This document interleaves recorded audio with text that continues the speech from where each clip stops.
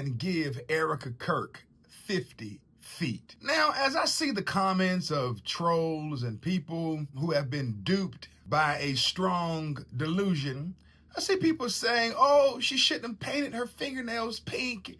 Oh, she shouldn't have worn white at the memorial. She should have worn black or red.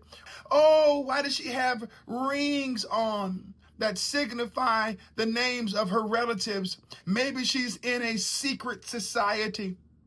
Oh, I didn't like the way that she cried. She should have cried, with one eye, open like this and turned her head to the left a little bit, man, you all are just awful.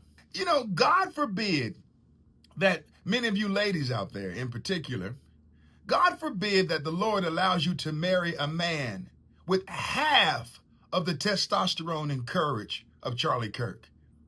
God forbid, because half of you don't even honor and respect or even like your husband anyway. So let's put that in check. These are, just salacious and just underhanded and demonic and in some categories, jealous critiques. How do you know how you're going to mourn if something happens to your loved one in this manner? The Bible says that we don't sorrow as those who have no hope. In other words, Christians don't mourn like carnal and or secular people. We don't. Then the Bible tells us that God gives us a peace that surpasseth all understanding.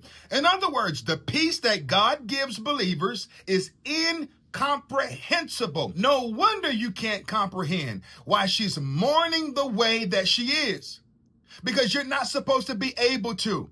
Because there is a peace that God gives the believer that gives them calmness and composure when their world has been rocked. I say to you out there who are making these unnecessary and unfounded critiques, chill out. Just stop. Just stop.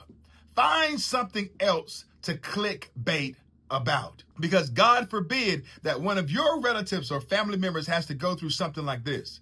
Because the world might be cruel to you as well. God bless you. Back up and give her 50 feet.